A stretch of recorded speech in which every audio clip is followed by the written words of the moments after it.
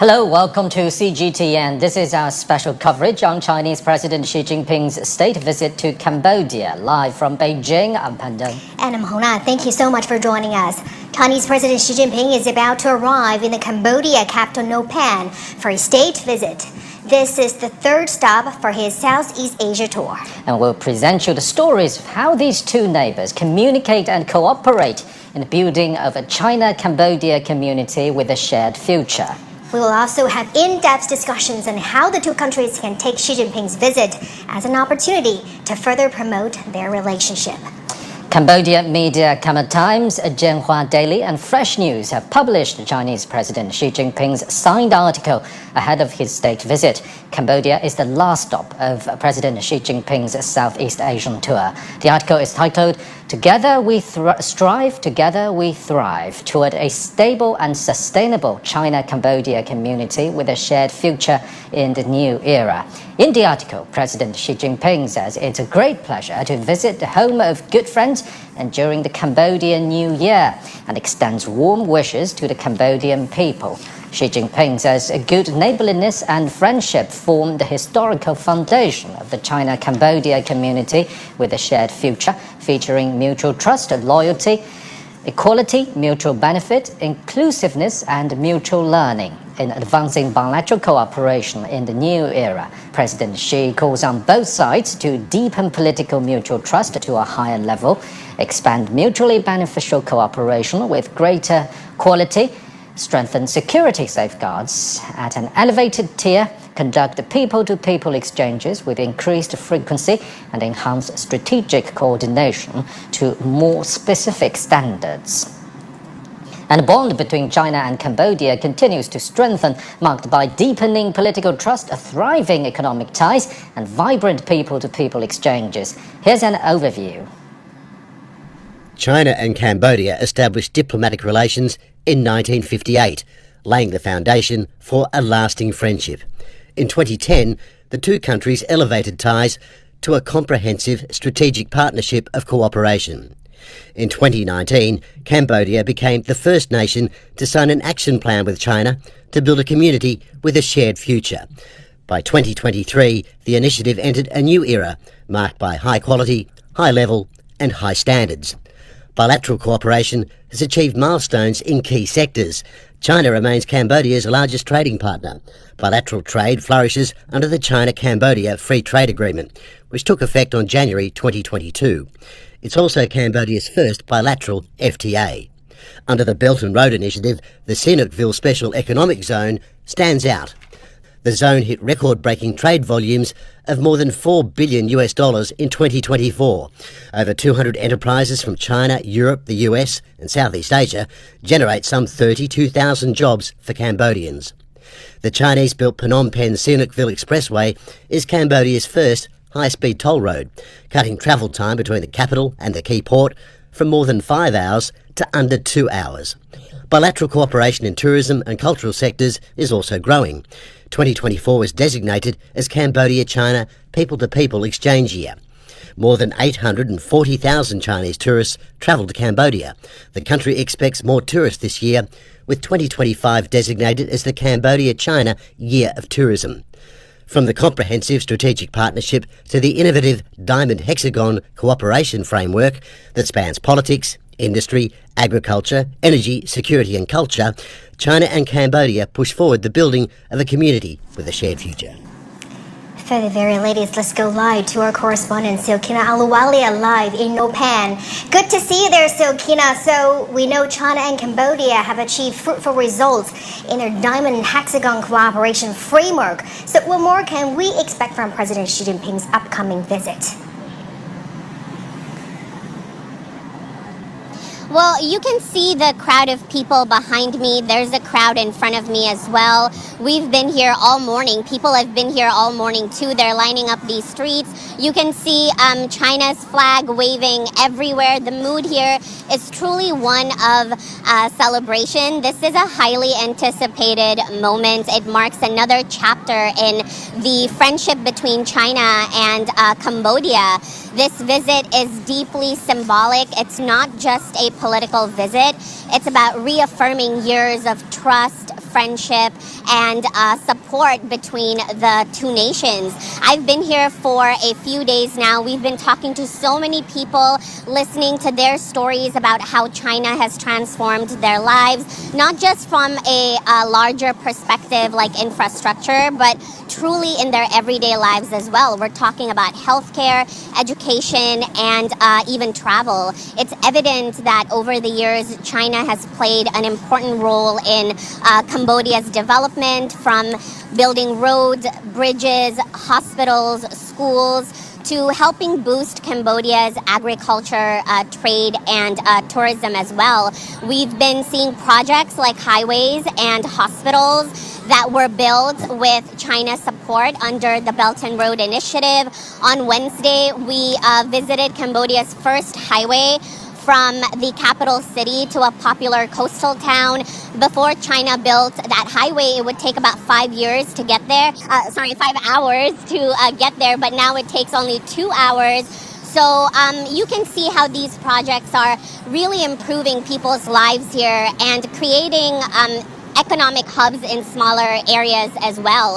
Within ASEAN, Cambodia is one of China's closest partners. The two countries have supported each other consistently on regional and international stages. And this visit by President Xi is expected to further deepen that relationship, especially in the areas of economy, technology, and cultural exchange. Definitely, it is a highly anticipated visit. Thank you so much, Sakina, for your updates from Phnom Penh. We'll keep you updated.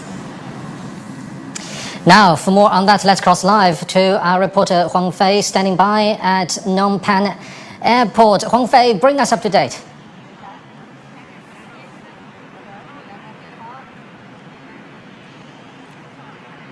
Well, I'm at the Phnom Penh International Airport. President Xi Jinping is going to touch down very, very soon, and he's going to receive the highest level of welcome here. The reigning monarch of Cambodia, King Sihamoni, will personally greet him here on the tarmac, right there in that pavilion there. This is unprecedented. The king has never done this until today.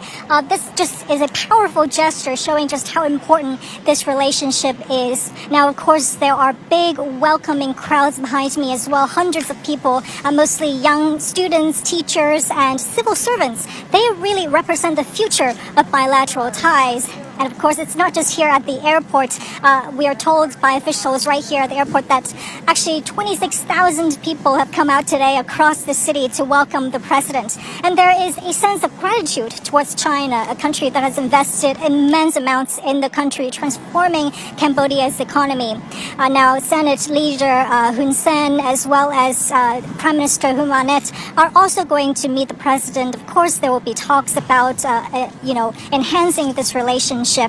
President Xi has talked about, putting forth the China-Cambodia community with a shared future, something that Hun Manet has praised as well in a speech yesterday. So all eyes are on Phnom Penh as both countries start to elevate this relationship.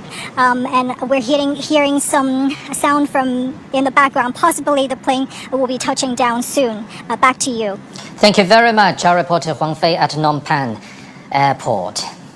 Now, for more insights, let's talk to our studio guests, Professor Chu Jiang and Associate Professor Wang Xing-sung. Thank you very much for joining us. Gentlemen, so as we just heard from our reporters on site, Chinese President Xi Jinping is about to arrive in Phnom Penh for a state visit to Cambodia, and we can already sense that warm, welcoming atmosphere all around Cambodian capital. You can see that people are already standing by along main streets of Phnom Penh, waiting for the Chinese president. Now, talking about expectations towards outcomes of this highly anticipated state visit, maybe we can get some crucial signals from President Xi Jinping's signed article published on Cambodian media ahead of his arrival. In that article, he actually raised 5 proposals to enhance bilateral ties. Bearing that in mind, Professor Chu, what do you make of the first proposal to deepen high-level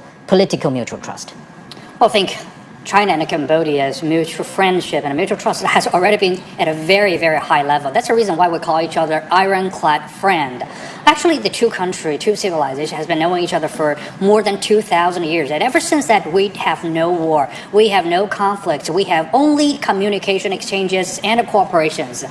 And we have to understand, if ever since New China has been established and ever since this bilateral relationship has been founded back in the 1958, the older generation of the leaders from both sides actually really trust each other. And we have achieved many miracles and achieved many high-level cooperations. But here today, we're welcoming a very, very different world right now. Just take a look at the backdrop internationally. I think our leaders has mentioned it very clearly. This is an unprecedented, challenging era we have never seen in centuries. So how these two nations, marching towards hand in hand and shoulder by shoulder, should face this challenge together in this new turbulent era. I think this is the topic I'm expecting the two sides leaders were going to talk to each other. For example, politically, higher trust, higher level of the mutual dialogue and cooperation is a must. Not only what we need to do right now, this is what we have to do right now. I still remember Huntington used to say during his book of the Clash of the Civilizations, in the future, probably we're going to have some segregated internationalization featuring what we call the civilization zones, which means the country with very similar civilizations and mutual understanding will bond together more closer with each other. And that's the reason why I think we're expecting this high level meetings in the international governance through the APEC, through the ASEAN plus China mechanism, through the BRICS working mechanism, and also the extended Shanghai organization working mechanism.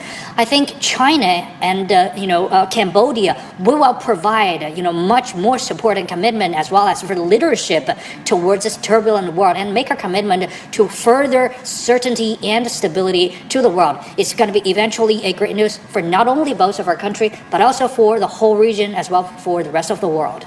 I want to follow up on Mr. Chi's analysis to Professor Wang. As we have seen in China and Cambodia, friendly exchanges dating back to more than 2,000 years ago. So we can say a deep sense of friendship and loyalty is the defining feature of China-Cambodia ties.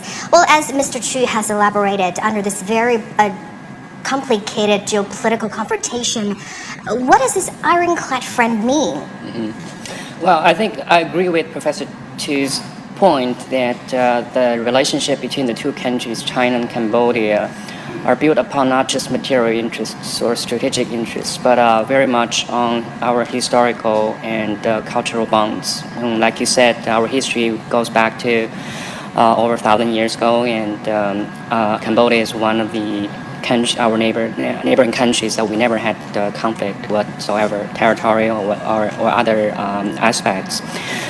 So that really contributes to the trust and respect of each other. And in fact, after 1950s, China has supported the Cambodian government very much with foreign aid and other source of aid, which has contributed to the Cambodian economy. And in the more contemporary era, we have seen that the Cambodian infrastructure, industry, and other aspects of economy have benefited a great deal from the Chinese investments and Chinese foreign aid. So all of that is telling us that China and Cambodia have been building upon a very strong foundation of mutual respect. At the same time, there is a very high prospect that the two countries can further develop into a very new chapter. Professor Chi, let me follow up on your earlier notion regarding to Samuel Huntington's clash of civilizations. Do you think actually members of the East Asian and Southeast Asian community are now aiming to go beyond that, because civilizations don't need to clash with each other to reach another level of existence, right? Because China has been advocating dialogues among civilizations, and this is also echoed by many leaders in the region. For example, President Xi Jinping just finished a very successful state visit to Malaysia, and the Malaysian Prime Minister Anwar Ibrahim has also been advocating dialogue and common values among civilizations and different cultures. Tell us more about your thoughts on this. Well, I'm glad you asked the question. Civilization is probably the uttermost important issue, always mentioned by President Xi Jinping. Well, we don't want the clash. As a matter of fact, actually, China never had a clash with other civilization. In our philosophy, we always adore diversity and unity, and respect each other of their each own beauty. This is our philosophy. That's the reason why I think between China and ASEAN nations, for thousands of years, we always lived together prosperously and peacefully. China never waged a colonial war against ASEAN nations. Even in the past, 3,000 years, China probably is a very large power against, compared to the ASEAN nations. But we never get the colony in there. We always do trade, culture, civilization exchanges. We never send even one, missionaries to go to the ASEAN nation to spread any kind of religions, but only have the education exchanges with each other. Remember, this happened in the span of 3,000 years. Never a clash. Of course, we stay away in the very far east of the whole world. We stay always away from the trouble centers in the Middle East, in the Middle Europe, or in the Near East. This is our thing, to be peaceful and coexist with each other. So I think that's the reason why China, as the first one, have been proposing one strong idea. That is to build the human community with a shared future, to build the human community with a shared future between China, Vietnam, China, Malaysia, China, and Cambodia. Even though we have very different, maybe face, maybe language, maybe color skin, whatever you mention, but we still manage to respect and, communicate with each other. We, for example, as Malaysia, we just visited, very different religions and a very different culture, but still for thousands of years in the Malaysian peninsula and also in China, our people talk to each other and trade with each other with no obstacle. Same idea with Cambodia. Cambodia believes in a Hinamaya, while in China we have the Mahamaya.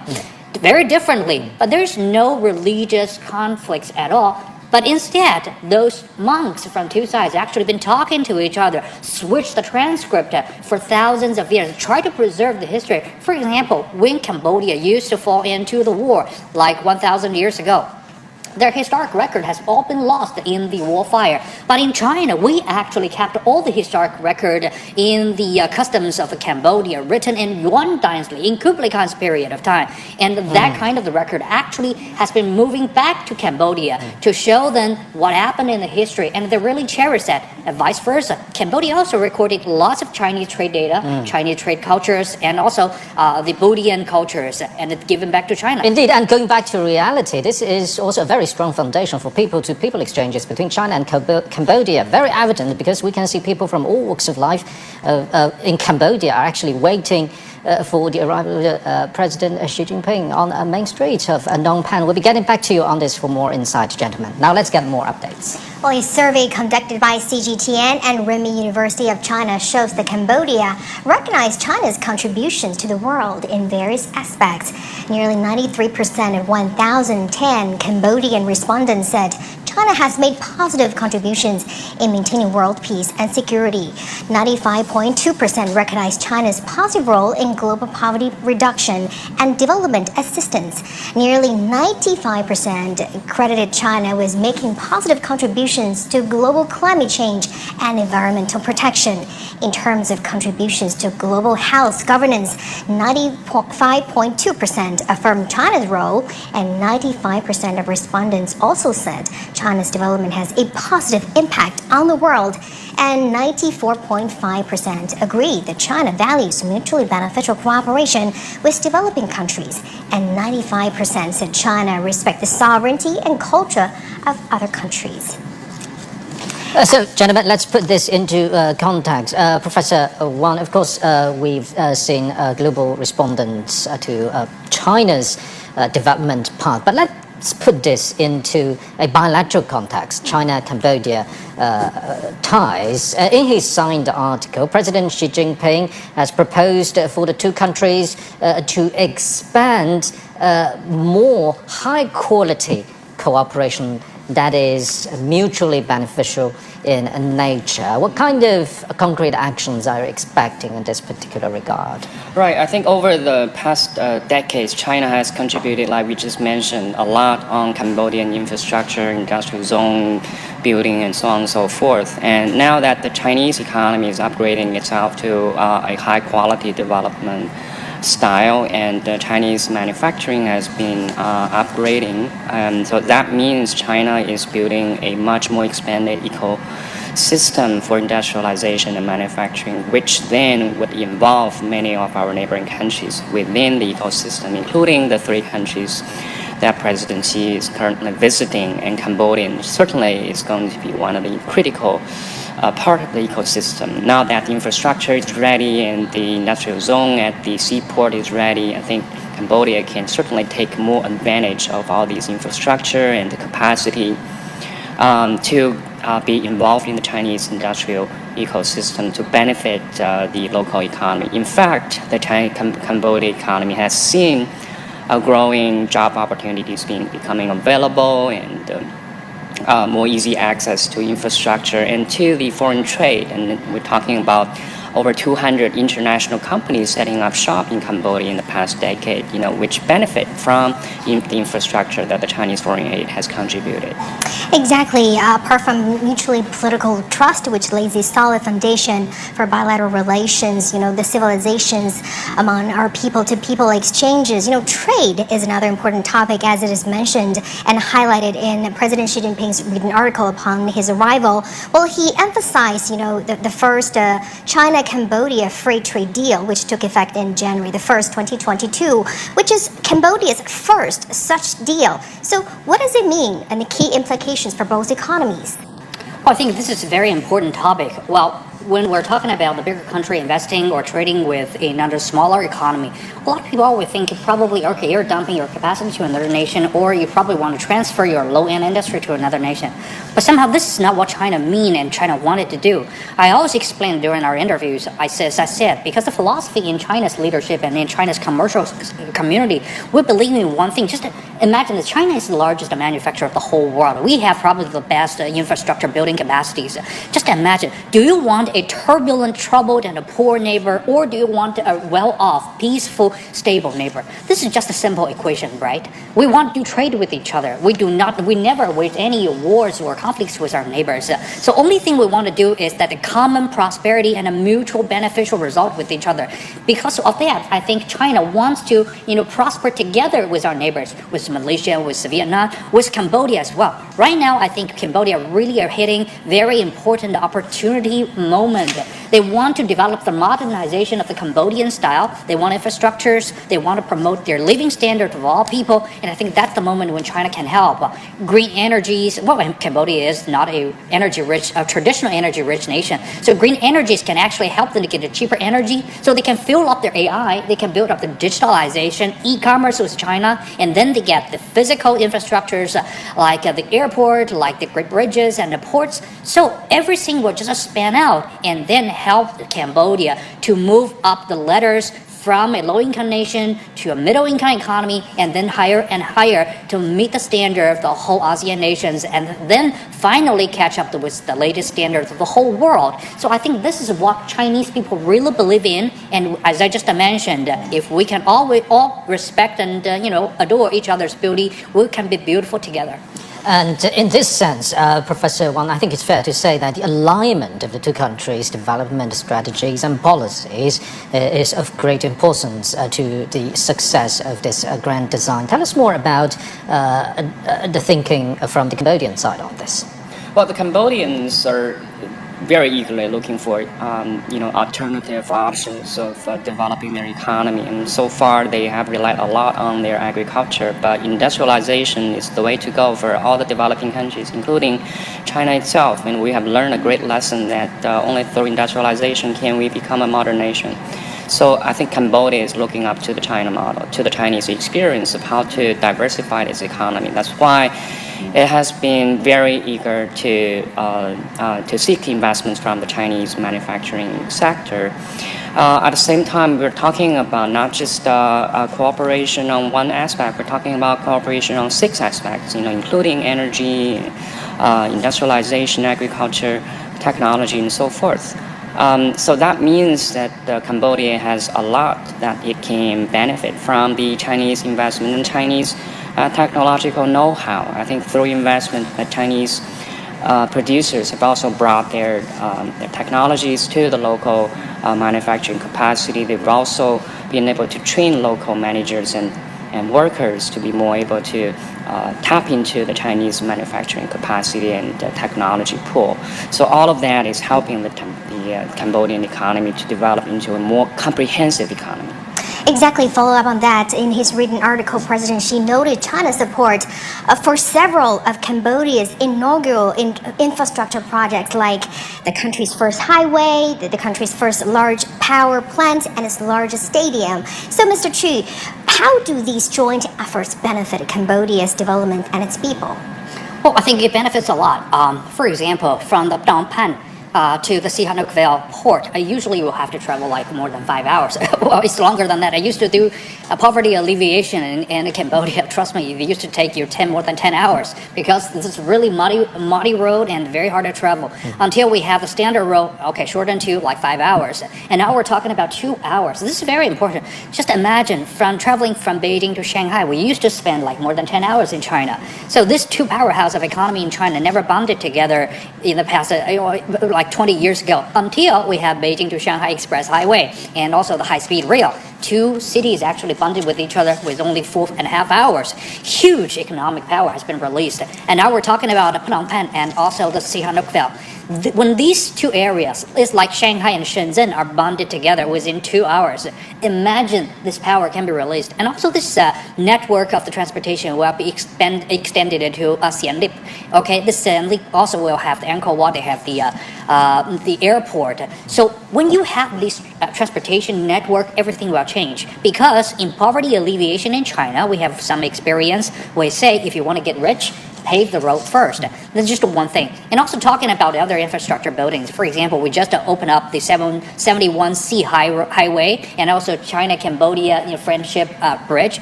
And all these kind of infrastructures actually has been pulling up like billions of the US dollars worth of the GDP and creating more than 20,000 jobs within the whole territory. Imagine, Cambodia is not that big country population-wise. So this actually means lots of the job, lots of the middle-income class has been created. And talking about culture exchange, something, it's the same. And also, last but not least, I would like to echo with Professor Wang, is that management and the skill training experience. Remember that back in the 1980s, China used to benefit from ASEAN nations in opening and reform. Mr. Deng Xiaoping pointed out very wisely. He said, this is not only about money. It means they will train our managers who can manage the assembly line, business project.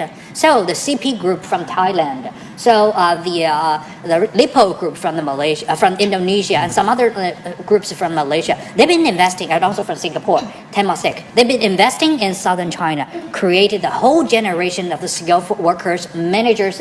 They become the laying foundation of the Chinese takeoff in the economy back in the 1990s and 2000s. So that experience will be repeated again in Cambodia again.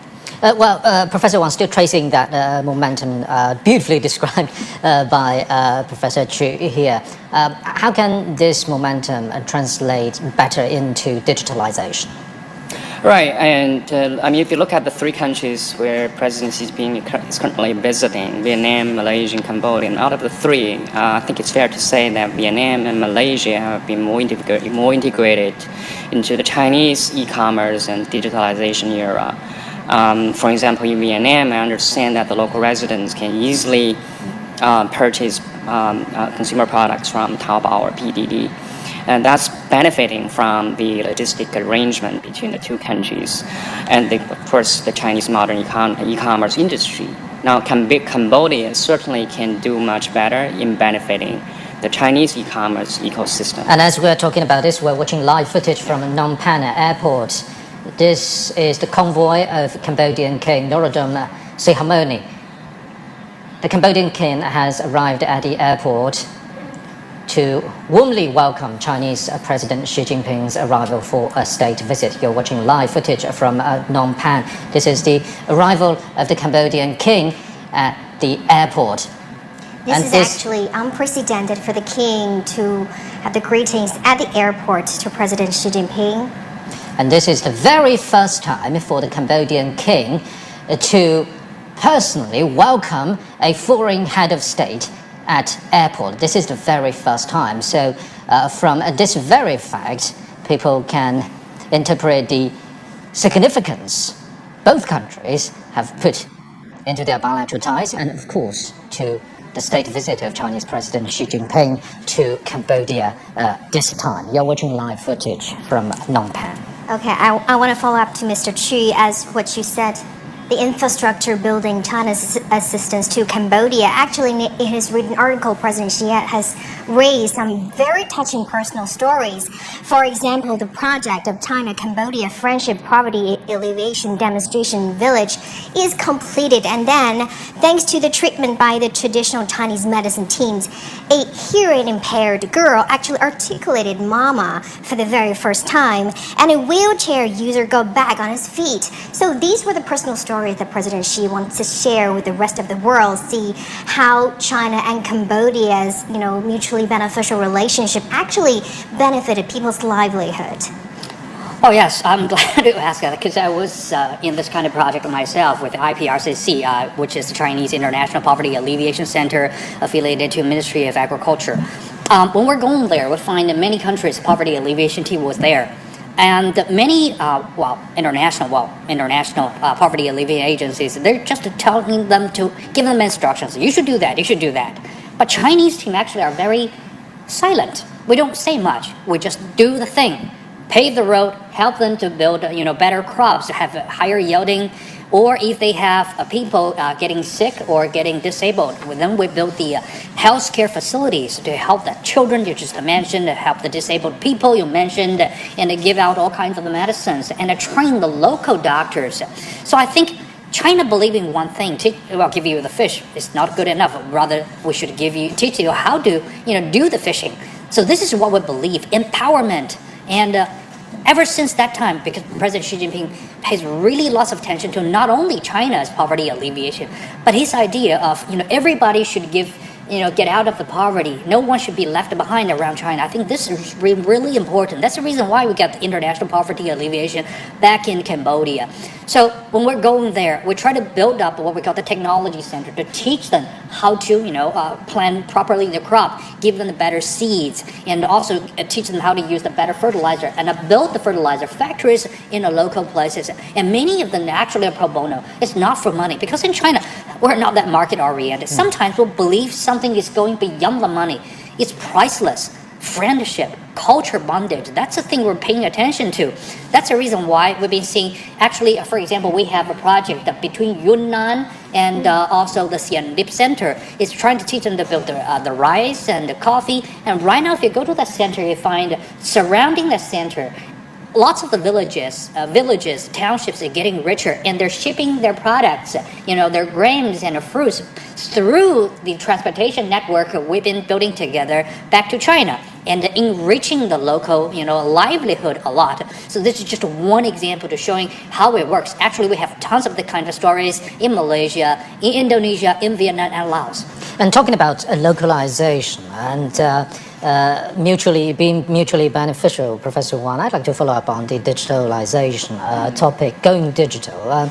Earlier we talked about e-commerce, but it's so much more about that, right? It's also about hard infrastructure, and it's also about the digitalization of customs clearance on both sides, and the whole logistical chain. And eventually this can also benefit supply and industrial chains between the two countries and even in the region. Tell us more about the momentum and the potential of this massive bid. Right. I think digitalization can certainly contribute to the existing trade relations between China and Cambodia. And if you talk about agricultural imports, China and Cambodia have signed a free trade economic agreement, which means China now is opening its door to Cambodian agricultural products, right? So if we can further digitalize... And talking about this brighter future, we're watching live footage from Phnom Penh. This is the plane of Chinese President Xi Jinping. Chinese President Xi Jinping is about to arrive at Phnom Penh for a highly anticipated state visit to Cambodia. And Cambodian King Norodom Sihamoni is waiting for the arrival of the Chinese President at Phnom Penh airport. And this is of great significance here because this is the very first time the Cambodian king is welcoming a foreign head of state at airport. So from this very fact, we can easily tell that great significance put on by both sides to this highly anticipated state visit to Cambodia by Chinese President Xi Jinping. This is live footage from Phnom Penh Airport.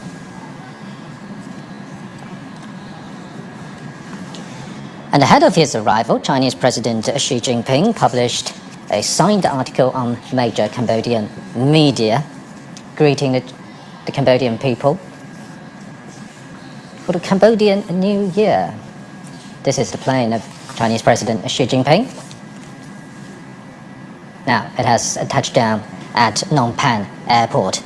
This also marks the start of Chinese President Xi Jinping's state visit to Cambodia. This is also the last stop and the third stop of his three-nation Southeast Asian tour, followed by Vietnam, Malaysia. And this is also the second visit by President Xi Jinping in 9 years to Cambodia. And we can see the atmosphere at the Phnom Penh airport is very warm. Of course, there are Chinese people and overseas Chinese waiting there to greet the Chinese president, but we can also see that many Cambodian people are also waiting there. And this is the Senate President of Cambodia, Hun Manet. A very warm welcome is held at Phnom Penh Airport for the arrival of Chinese President Xi Jinping.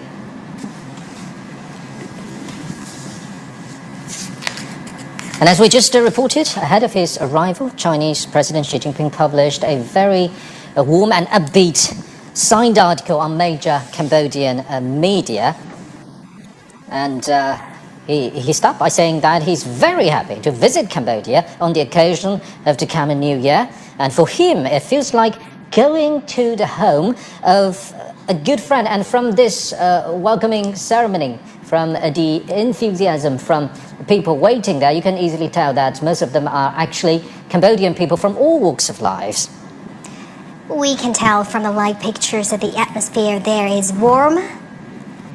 And as President Xi says, he's very happy to visit Cambodia for the second time in 9 years. Well, President Xi said in his written article upon his arrival, he said, good neighborliness and friendship from the historical foundation of the China-Cambodia community with a shared future, featuring mutual trust, loyalty, equality, and mutual benefit.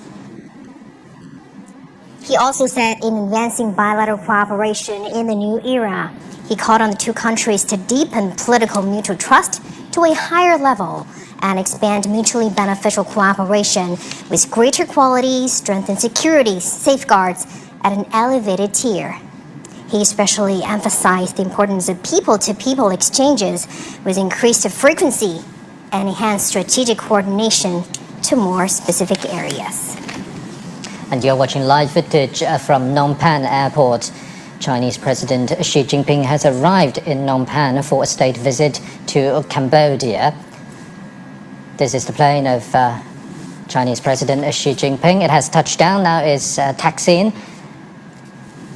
at Phnom Penh Airport. Chinese President Xi Jinping has arrived in the Cambodian capital for a state visit.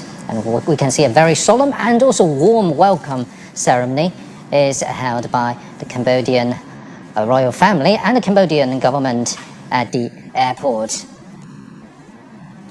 Cambodian King Norodom Sihamoni is waiting for Chinese President Xi Jinping at the airport. This is the very first time for the Cambodian king to personally welcome a foreign head of state at airport. A very first time for the Cambodian royal family. Apart from the royal family, also the Cambodian People's Party president and standing president, Hun Manet, is also going to be there to welcome President Xi alongside with other state leaders from Cambodia. And just as Chinese President Xi Jinping said in his signed article published ahead of his arrival, he said China-Cambodia ties, this very strong momentum, is deeply rooted in a historic legacy of good neighborly relations. And of course, this is also proved by this close cultural link between the two sides. And for thousands of years, people from the two sides have been communicating with each other, trading with each other, and living peacefully with each other. And what's worth mentioning is that the arrival of Chinese President Xi Jinping in Cambodia coincides with the country's Khmer New Year. And he extended his warmest New Year greetings to, quote-unquote, our brothers and sisters in Cambodia ahead of his arrival. This is such a highly anticipated visit as China and Cambodia's long-standing partnership is marked by high-level diplomatic exchanges, expanding trade and deepening cooperation across diverse fields. Well, the two countries reaffirmed their close political ties by signing a new action plan in 2023, outlining joint goals through 2028. Well, Cambodia was the first nation to sign such a plan with China to build a community with a shared future, underscoring its strategic significance in the region. Now, just to provide our global audience with more information on practical cooperation between China and Cambodia. For many years, China has been Cambodia's largest trading partner and largest source of investment, and the two countries' industrial and supply chain cooperation has continued to deepen. Now, premium agricultural products from Cambodia, including banana, mango, and logan, are finding their way into Chinese households. And let's remember, China is the world's largest consumer market. And talking about specific localized cooperation projects, the Sihanoukville Special Economic Zone must be mentioned. It's developing through China and Cambodia cooperation. Has drawn more than 200 international companies to establish local operations. Now, as we just reported, gentlemen, for the very first time, the Cambodian king has personally welcomed a foreign head of state at airports. What do you make of this gesture, Professor Wang? Well, I think, like you said earlier, this is unprecedented. I think this definitely shows the highest degree of respect and attaching the greatest importance to the visit by the head of state of Chinese government. And I think this also features the importance of the relations between the two countries. And as a matter of fact, the Chinese leadership for decades have always been maintaining a very friendly and close relationship with the royal families of Cambodia, the current one included. And so that also tells you the close bond between the two countries, not just built upon, like I said earlier, upon material interests, but also on common values and friendship as well. So again, I'm very much looking forward to President Xi Jinping's visit to Cambodia and the meeting between him and the king and meeting between him and the government heads and other officials to deliver more important speeches and signing more important agreements. Both of you gentlemen have mentioned the Sihanoukville Special Economic Zone, which is a landmark project in Cambodia and also the largest economic zones in a key China-Cambodia project. So, Mr. Chu, how has this, landmark economic zone driven local economic growth and benefited the peoples? Well, if you're not familiar with the Sihanoukville Special Economic Zone, probably should look into Shenzhen. Well, in the 1980s, a lot of people still don't know about Shenzhen, but take a look right now. Shenzhen probably is a world brand name. Everybody knows what Shenzhen is. It's an economic miracle.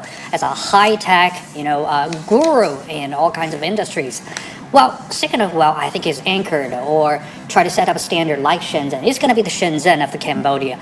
We have more than 200 very high-level, very large-size Chinese enterprises has been located in this, industrial park. They're bringing not the low-end industry. I mean, lots of our high-tech, tech-savvy industries in there to teach, and to train the local managers, skilled workers, and to transfer technology to Cambodia to build here as a high ground in not only the manufacturing, but also in technology, in digitalization and green economy. So in the future, you're going to see many of this kind of new business models are going to happen based on the Sihanoukville Industrial Park and also spreading to the rest of the Cambodia. I just echo to Professor Wang's mentioning about the digitalization, for example, live streaming.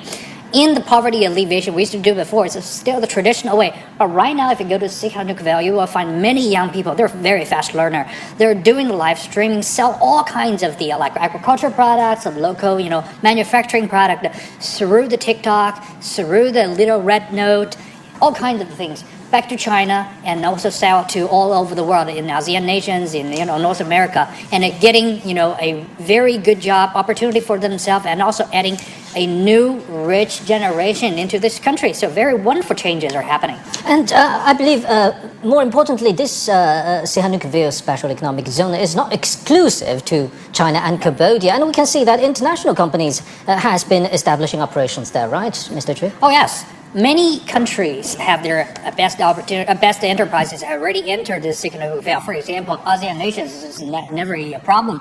From Malaysia, we know that groups from Malaysia, from Singapore, from Indonesia, and also from Vietnam, they've been setting up their industries also in this industrial park and also special economic zones. And also Europe and also American companies are also coming in here because they don't want to miss the opportunity, and also they want to import all kinds of products on the first hand. They get very good deal out of this and ship immediately back to their own country, especially against the current, very turbulent economic, outlook here. So I think this becomes a new vibrant growth point for not only Cambodia and ASEAN nations, but also for the rest of the world. Well, Professor Wang, in recent years, China and Cambodia have continued to deepen their strategic mutual trust.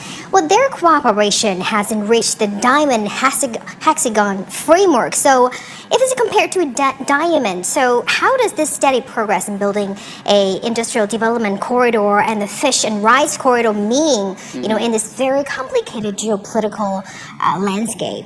Right. So when we talk about the free economic zone between China and Cambodia, we're still, up until now, we're still talking a lot about agricultural imports from Cambodia to China, with zero tax. So a lot of fruits from Cambodia being imported to China, China still being the largest trading partner with Cambodia. But agriculture should just be one of the pillars of the mutual trade and economic cooperation, and we can extend and diversify the trade and economic relationship to other areas. For example, energy cooperation, and the Sihanoukville port is strategically important because it is also cutting short the trading route, the sea lane route from Middle East to Eastern China. So that means the port can play a much more critical role in saving energy costs and the shipping costs. And in the future, we're expecting digital. Now we can see that actually at the pilot's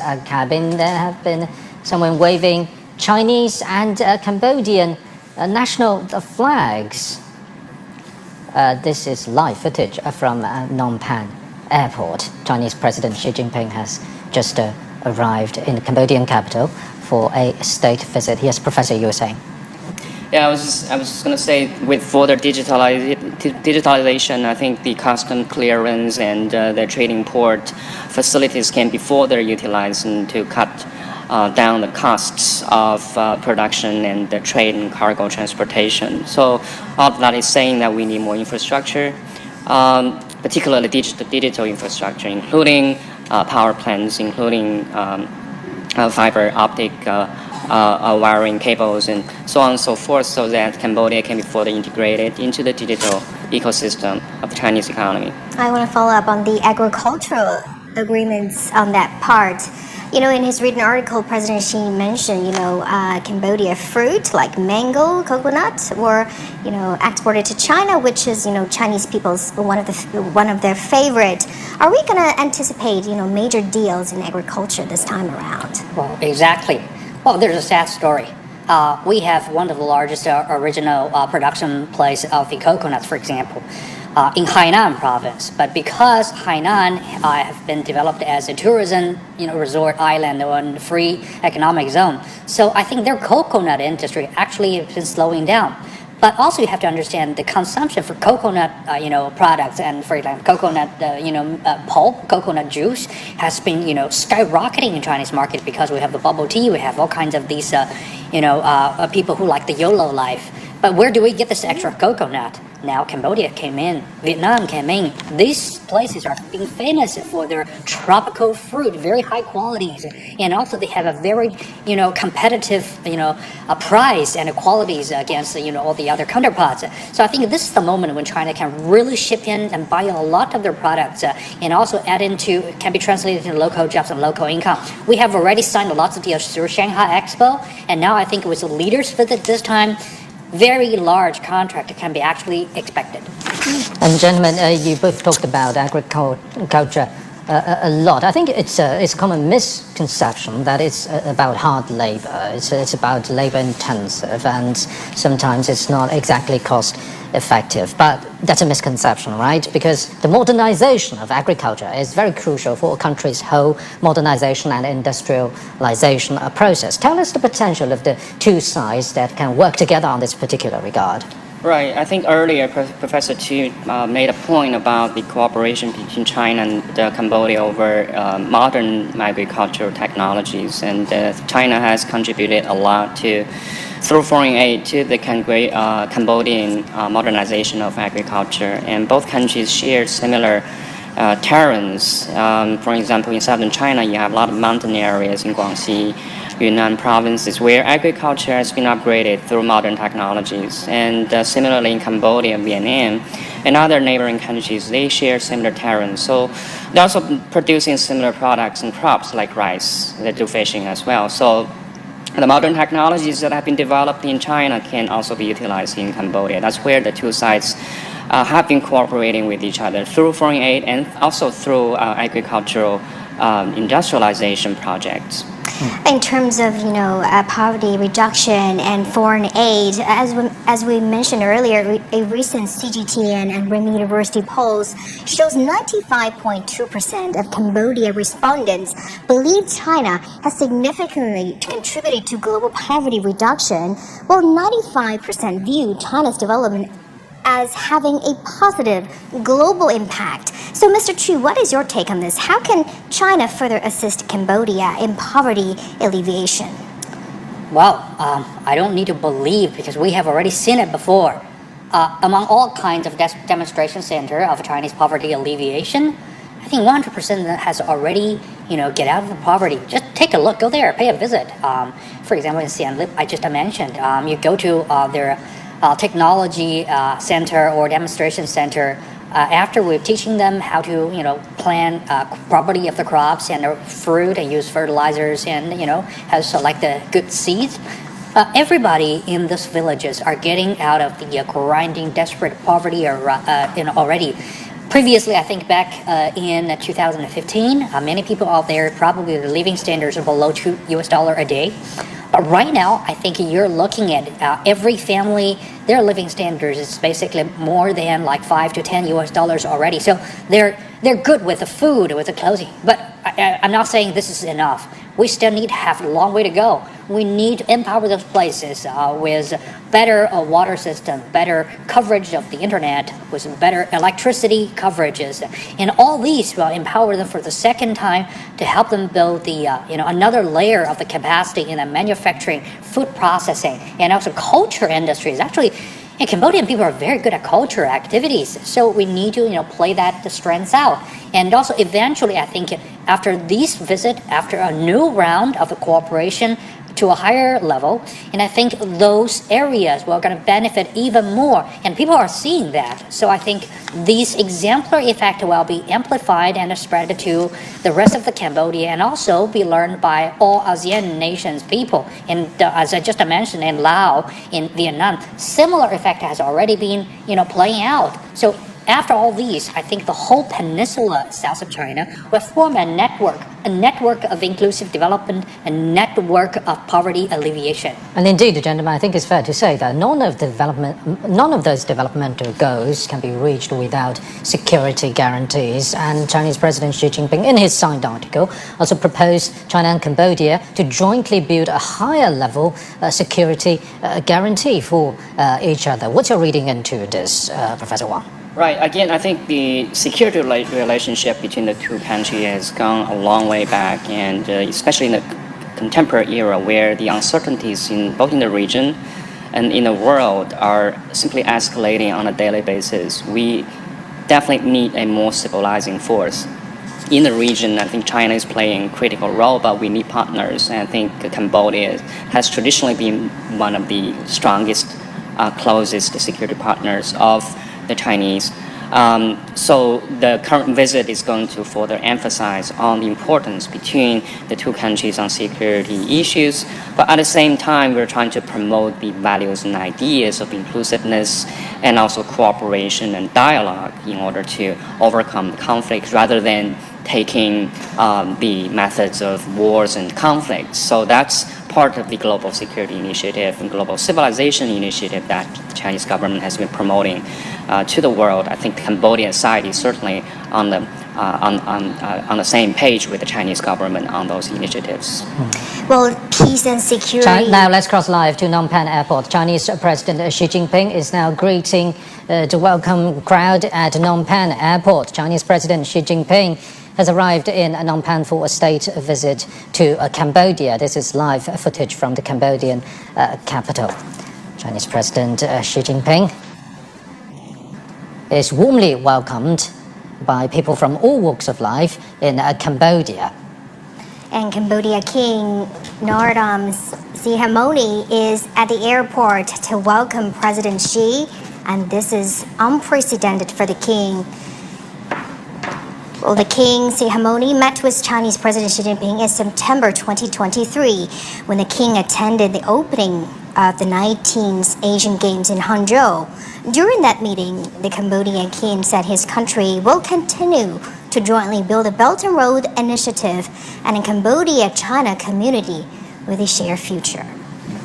And Chinese President Xi Jinping has extended New Year greetings to quote-unquote brothers and sisters in Cambodia because this state visit coincides with the Khmer New Year in Cambodia, and Chinese President Xi Jinping has sent his warmest greetings to the Cambodian government and the people ahead of his arrival, and this is a highly anticipated state visit. And you're now watching live pictures from the airport. Where the atmosphere there is warm, and people from Cambodia are warmly welcoming the Chinese president, which is his second visit in 9 years to the country. And honor guards are also standing by for the review of the leaders of the two countries, Chinese President Xi Jinping and Cambodian King Norodom Sihamoni.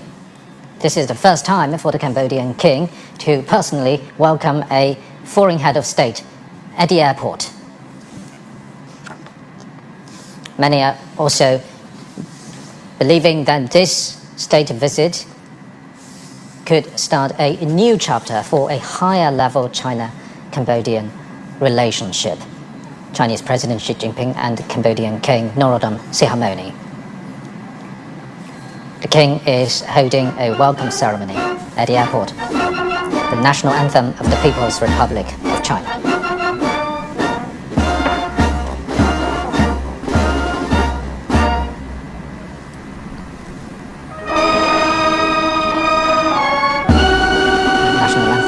Of Cambodia.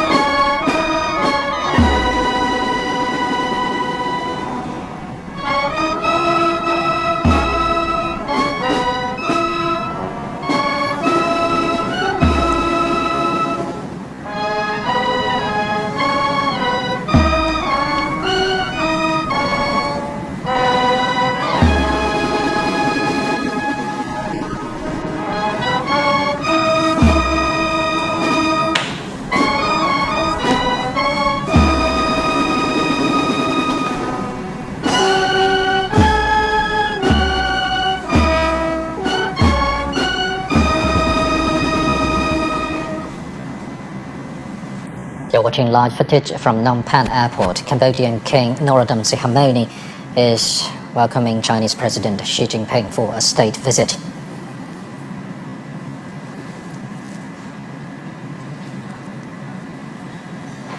The state visit coincides with the Khmer New Year in Cambodia. Honor guards are also standing by for the review from the leaders of the two countries.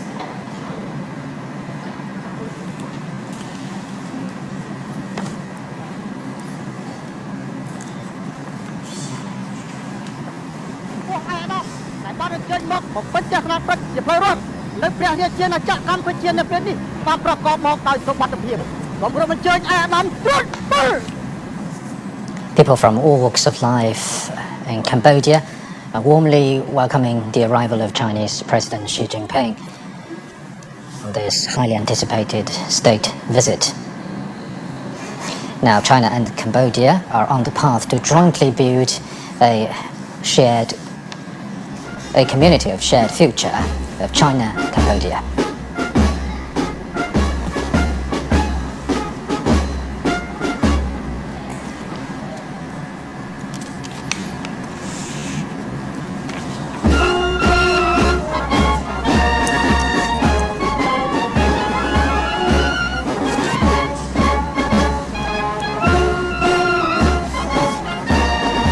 Chinese President Xi Jinping is reviewing the Guard of Honor of Cambodia at Phnom Penh Airport. This is live from the Cambodian capital. Cambodian King Norodom Sihamoni is holding a welcoming ceremony for Chinese President Xi Jinping. This is also his second time in 9 years to visit the country. Well, he said he is very happy to visit. It's a great pleasure to visit the home of good friends during the Cambodian New Year. China-Cambodia ties are mutually beneficial in nature. For many years, China has been Cambodia's largest trading partner and largest source of investment, and the industrial and supply chain cooperation between the two sides has continued to deepen. Premium agricultural products from Cambodia, including banana, mango, and logan, are finding their way into Chinese households in recent years. Another flagship project of cooperation is the Sihanoukville Special Economic Zone. It has been developing through China-Cambodia cooperation, and it has already drawn more than 200 international companies to establish operations there. This is not a project exclusive to China-Cambodia. Now, Cambodian King Norodom Sihamoni is greeting Chinese officials accompanying President Xi Jinping's state visit. This could be described as the highest level of format from Cambodia to welcome a foreign head of state. Now, people from all walks of life in Cambodia are greeting Chinese President Xi Jinping for his arrival on this highly anticipated state visit. This is live footage from Phnom Penh Airport.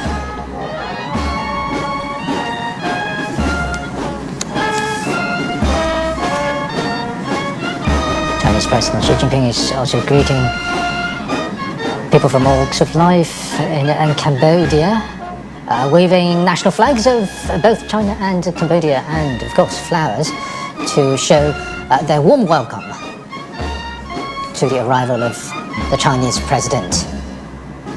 This is a welcoming ceremony held by Cambodian King Norodom Sihamoni at Phnom Penh Airport for Chinese President Xi Jinping.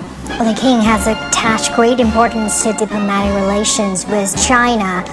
Well, King Sihamoni met with President Xi in September 2023 when the king attended the opening ceremony at the 19th Asian Games in Hangzhou. During the meeting, the Cambodian king said his country will continue to jointly build the Belt and Road Initiative and a Cambodia-China community with a shared future. And now he greets the Chinese president at the airport. And this deeply rooted friendship can be traced back to many years ago, and actually was forged by His Majesty 17th Emperor Norodom Sihanouk and the first generation of leaders of the People's Republic of China, including Chairman Mao Zedong, Premier Zhou Enlai.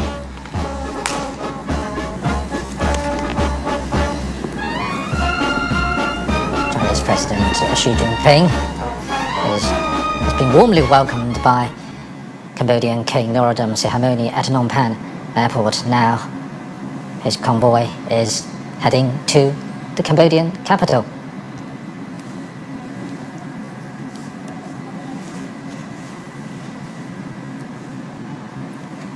Chinese President Xi Jinping has arrived in Phnom Penh for a state visit to Cambodia.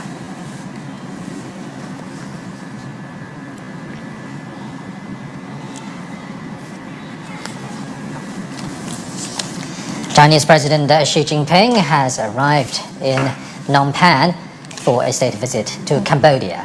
This is actually his third stop of his Southeast Asian tour after Vietnam, Malaysia, and this is Cambodia.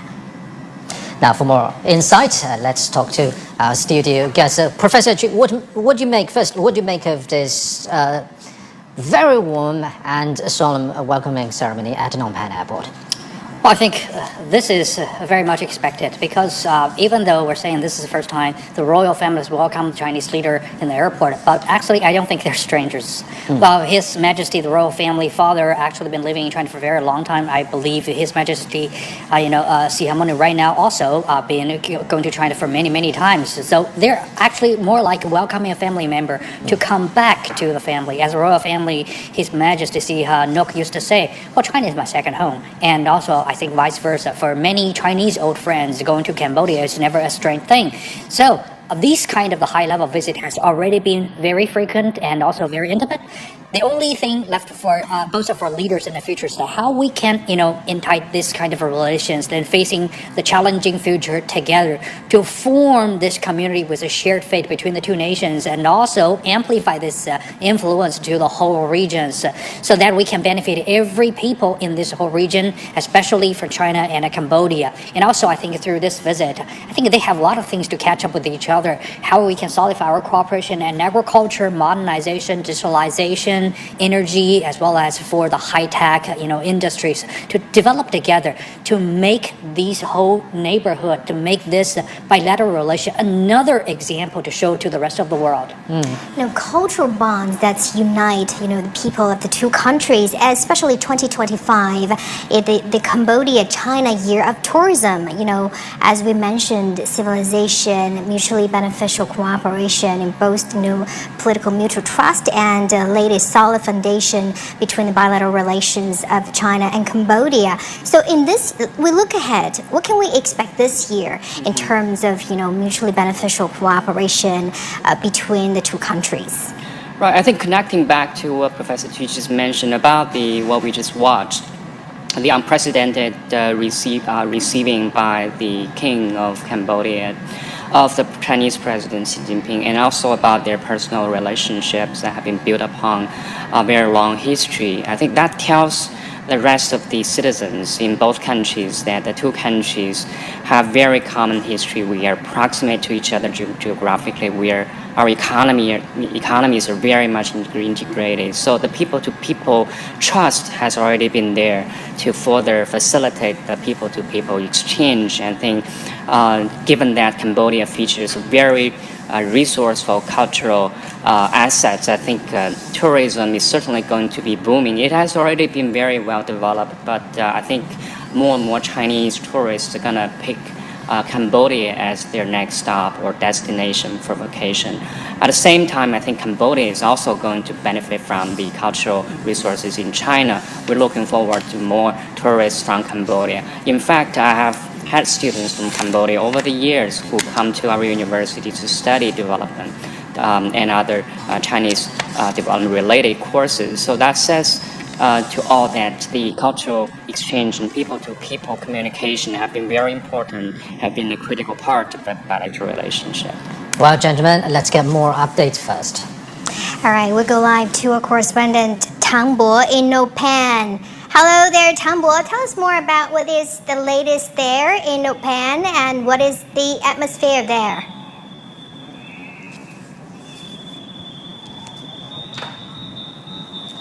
Hello, Hona. Well, it is very hot in here in Phnom Penh, the capital of Cambodia, just like the atmosphere, welcoming the arrival of President Xi Jinping. And this is Hun Sen Park in downtown Phnom Penh. As you can see behind me, that there are a lot of the Chinese national flags and, of course, the Cambodian national flags welcoming the arrival of President Xi Jinping.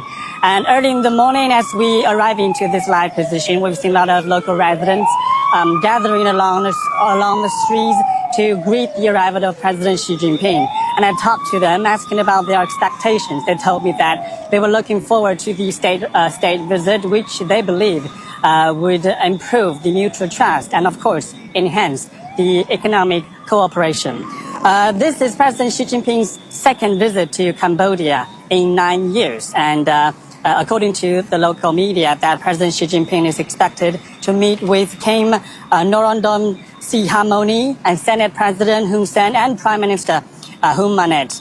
And one day before President Xi Jinping's arrival, that the Cambodian Prime Minister released a welcoming video online saying that he's looking forward to discussing with President Xi Jinping and charting a course of action for the future development of the bilateral cooperations.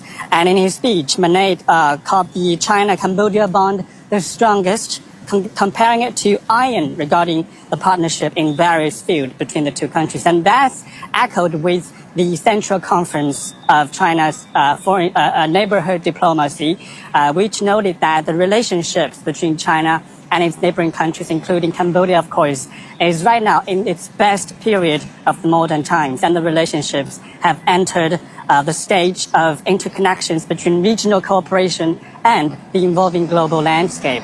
Experts say that the state visit reaffirms the ironclad friendships between the two countries. Last year, the trade volume between the two countries increased 13% to over 15 billion US dollars. And experts say that China is already Cambodia's largest trading partner and, of course, a very important source of foreign direct investment. So this time, the state visit is expected to reach new agreements in the areas of trade, infrastructure, and education, of course, people-to-people exchange. And also, experts said that the support from China is very important for the country to diversify away from its garment manufacturing towards the more high value-added manufacturing like electronics, automotive parts, and of course infrastructure, education, digital economy, and of course agro-economy. Hona. Thank you so much, Tambo, for the updates from Phnom Penh. We would like to get more insights from studio guest, gentlemen. I would like to go to Mr. Chu first. As our reporter mentioned, our neighboring countries' diplomacy is one of the main focus here during his Three Nations Southeast Asian tour from Vietnam, Malaysia, and now Cambodia. How significant is this trip for China, for the neighboring countries' diplomacy? Well, I think number one, we have to make it very clear. This has been a long-planned, trip, official trip, because from this top leadership, all kinds of this official visit of this high basically has been planned for a very long time. It shows that there's a key word for China's diplomacy. It's called the long-termism. And also, if you add another one, it's called stability. Because China always, from the 1950s, from the Premier Zhou Enlai's period of time, we always uphold the 5 principles of peaceful coexistence. And that's been very well echoed by the neighboring countries, especially in ASEAN nations.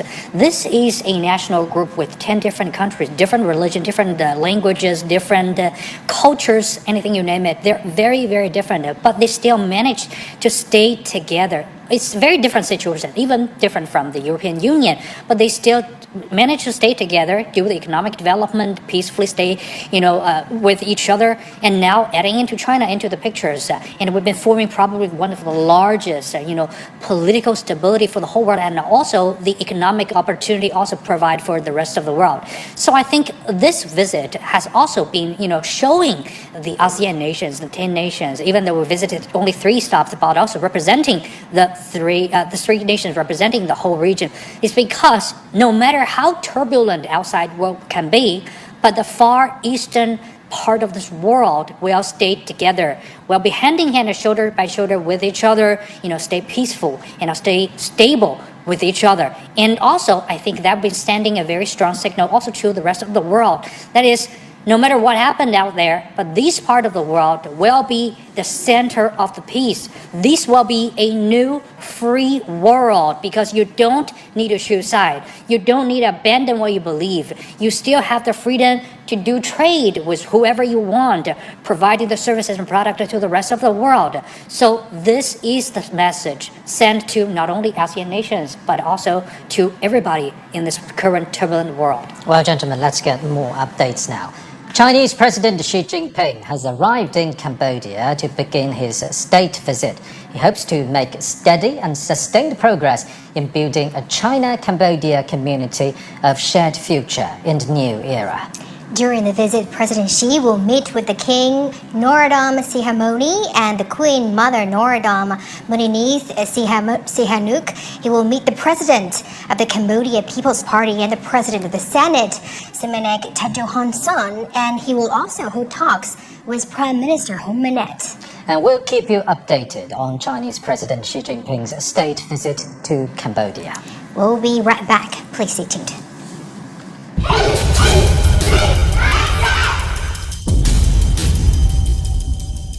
Bokatar is a traditional Cambodian martial art.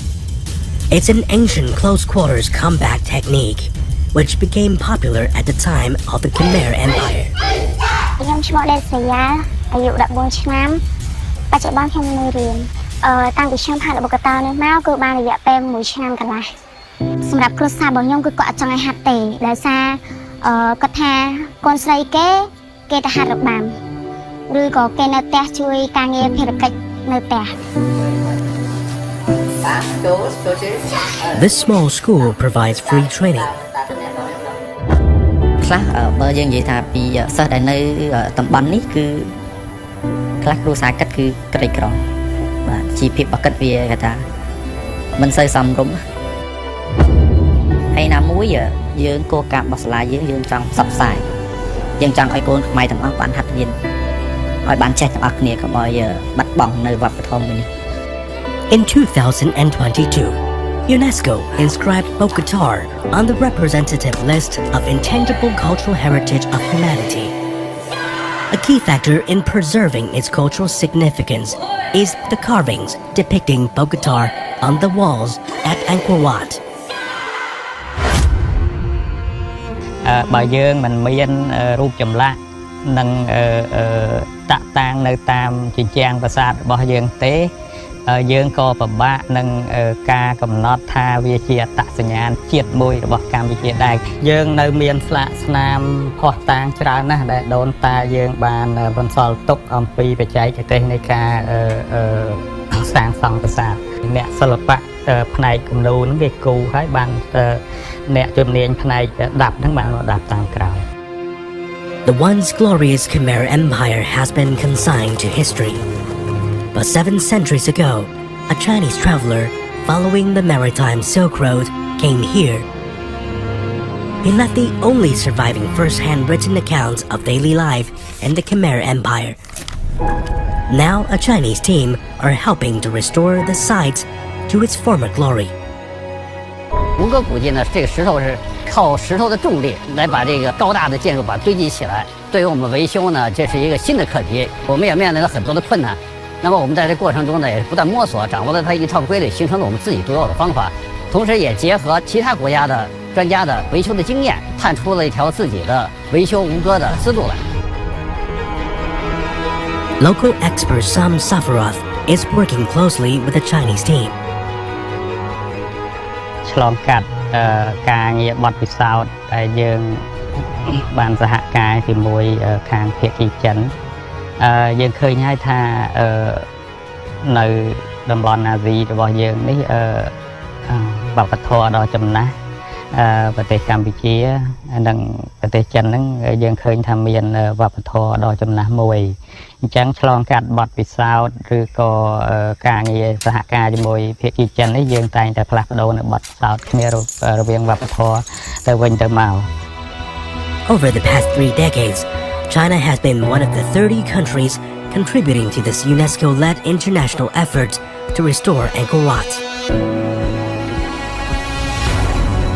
Chinese professionals specializing in fields ranging from archaeology, history and ancient architecture to chemical conservation and scientific preservation have contributed to the restoration effort. The Chinese experts have already completed the restoration of 2 temple sites. Now they're preparing for a new project. 我们对待每一块石头都应该把它当成一个艺术品，当成一个很重要的一个物件。那我们要带着这种敬畏的之心去保护它。During several decades of work, the international effort has recorded some notable successes.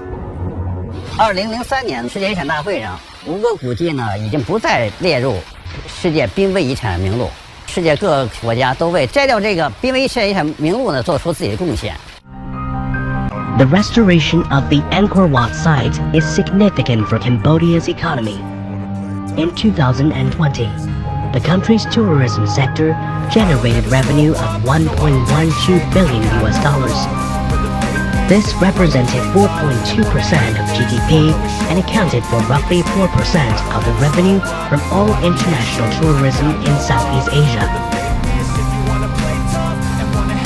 វាជាសារៈសំខាន់ដែលខ្ញុំយល់ថាមិនមែនតែដល់សារៈសំខាន់តែផ្នែកសេដ្ឋកិច្ចទេគឺទាំងទំនាក់ទំនងគ្រប់វិស័យដែលអ្វីដែលមានពាក់ព័ន្ធទៅនឹងគម្រោងផ្លូវតូចនេះពិសេសគឺផ្នែកបព្វជិតខ្ញុំត្រូវបានចូលនិវត្តន៍ក៏ដោយក៏ត្រូវតែមានអ្នកបន្តវេនបន្តទៀត Sophoros's resolve resonates in the hearts of the children practicing the martial arts recorded on the walls of Angkor Wat. នៅថ្ងៃអនាគតខ្ញុំចង់ឲ្យល្បុក្កតោមានការទទួលស្គាល់ឲ្យបានខ្លាំងជាងនេះនៅថ្ងៃអនាគតខ្ញុំចង់អភិរក្សល្បុក្កតោឲ្យគង់វង្សយូរអង្វែងរហូតរក្សាដល់កូនចៅជំនាន់ក្រោយដោយអង្គរវត្តដែរប៉ុន្តែខ្ញុំចង់ឲ្យកូនខ្មែរជំនាន់ក្រោយយល់ច្បាស់ដឹងខ្លាំងពីល្បុក្កតោហើយចង់ឲ្យអនាគតទៅល្បុក្កតោគឺនៅតែមានឈ្មោះឈរជាប់នៅកម្ពុជារហូត